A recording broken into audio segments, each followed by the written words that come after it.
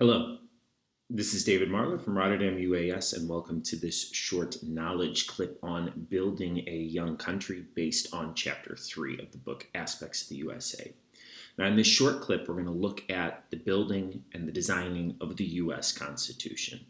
And it all bases around one fundamental question that took a long time for the people who founded the United States, the founding fathers, to answer. And that is, what kind of country should the United States become? And if we go all the way back to the first president, George Washington, we can see that he actually was very angry with the idea of political parties. In his first cabinet, for instance, he filled it with people that had very opposing ideas about what kind of country the United States should become. And that was because he was generally against the idea of political parties, as he probably saw when he was younger after the French and Indian War, which he would have been in his 20s. He saw that, for instance, Parliament and the changing parties in Parliament often came with a change in the way that the colonies were treated. And he said that political parties may now and then answer popular ends. They are likely in the course of time and things to become potent engines by which cunning, ambitious, and unprincipled men will be enabled to subvert the power of the people and to usurp themselves the reins of government, destroying afterwards the very engines which have lifted them to unjust dominion. So he thought that it was something that would essentially end up destroying the country. And of course, he was very much against this idea. But he put people in his cabinet that really thought different things. And that's because at the time of them creating the Constitution, we actually have two big fractions, two main ideas that are opposing each other. Now, the first one are these two first political parties, the Federalists and the Democratic Republicans. And we also, to a smaller extent, but it's still quite important, there's a battle between the large states and the small states. We have these two kind of opposing struggles going on between these two different groups, and often they're mixed together. So the first one, we're going to go into the first two political parties. The first one was called the Federalists, and it was run and led kind of ideologically by Alexander Hamilton, although John Adams, one of the first presidents, is also there. And if you watch the musical Hamilton, you'll learn a lot about what the Federalists believed. But essentially what they wanted was a very strong government.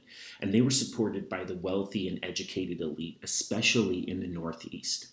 And the way that they spread their ideas was through a set of essays called the Federalist Papers, which were very influential in the late 18th century.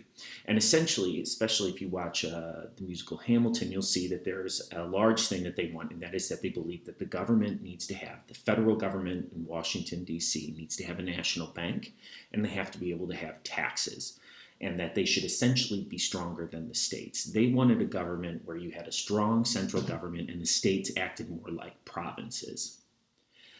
Now, the people that were against them, at first they were actually called the Anti-Federalists, but they had eventually changed their name to the Democratic Republicans, and they were run by a founding father, the second president, Thomas Jefferson, who, for instance, was also the person who essentially wrote the Declaration of Independence. Now, he believed, and the Democratic Republicans believed in strong states. So they believed that there shouldn't be a federal bank, but there should be state banks. And as I said, they were first called the Anti-Federalists. And what they were worried about was that if you created a new government in Washington, that these elites would essentially become too powerful, and that everything that the country fought for would have been for naught. And this, of course, makes sense because at the time, you have to remember, we discussed this earlier, that for instance, New England, the Northeast, the middle states, and the southern states, they were ideologically and culturally very different. These were not people that were very similar. So you have essentially three major different cultures occurring in the colonies at this time. Now, a second one, this is, of course, a modern map, so these lines are not correct. They're definitely not correct for the 1780s. But there's another debate that's going on, and that is between these large states and small states. And the big thing that's happening here is that we have to remember that this is before the Industrial Revolution. So population is still based on how much land you have because most people live in rural society. It's an agricultural society, so it's all based on land ownership. So the larger the state you have, And especially those states that are, for instance, Virginia, Pennsylvania, North Carolina, Georgia, etc. These are also states that can expand because their western border is on the frontier. So the small states like Connecticut and New Hampshire and New Jersey and Maryland, these are states that are landlocked. They can't get any bigger. And so the small states were worried that these large states in a new federal government in this Congress, if the Congress is based on population, that these small states are going to be eaten up and that the big states are going to make all of the decisions. So, this is something that you see also today in the EU. And this led to something called the Connecticut Compromise. So this fight between the big states and the small states led to something called the Connecticut Compromise. And of course, Connecticut is then one of the smaller states. And what the Connecticut Compromise was based on the legislative branch, or Congress, where laws are made. And it split Congress into two houses.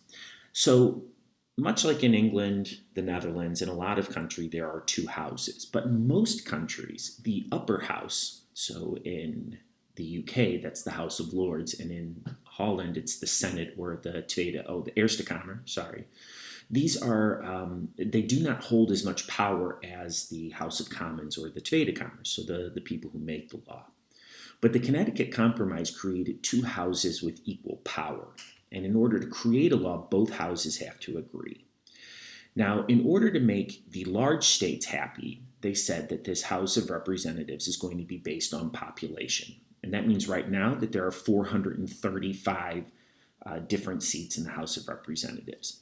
And out of those 435, some states have in the upwards of 50, 60 plus members, like California, and other states like Wyoming that do not have a lot of people. They only have one person in the House of Representatives.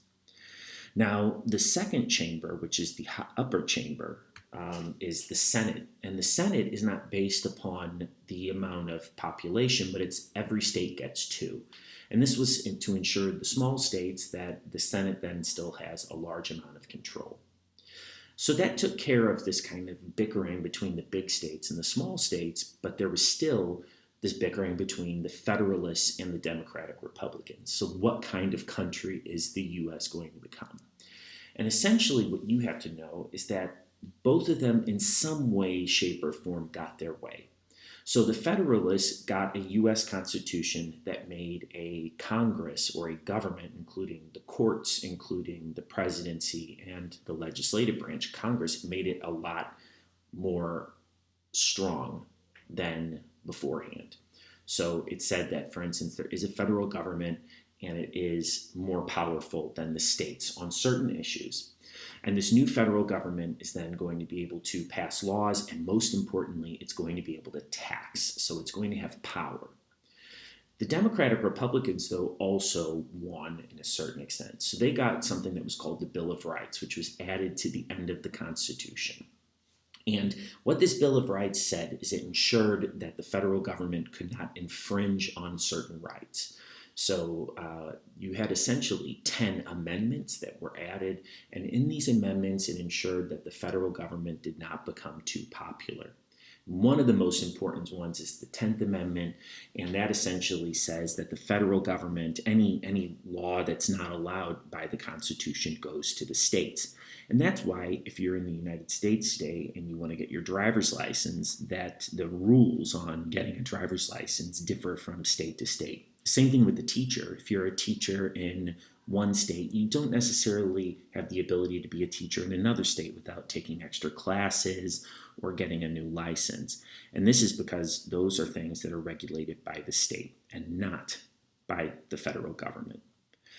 And lastly, this is something that we're going to discuss when you come to class, is how this is playing out right now in the European Union. Because what happened in the US in the end of the 18th century and the beginning of the 19th century is definitely something that is still happening today in the EU. So you have to think, which political party in your country wants a strong Europe, so a centralized Europe that has the rights over the states, and which one in your country wants a weaker Europe and wants to keep as much power by the individual state? And why do they want this?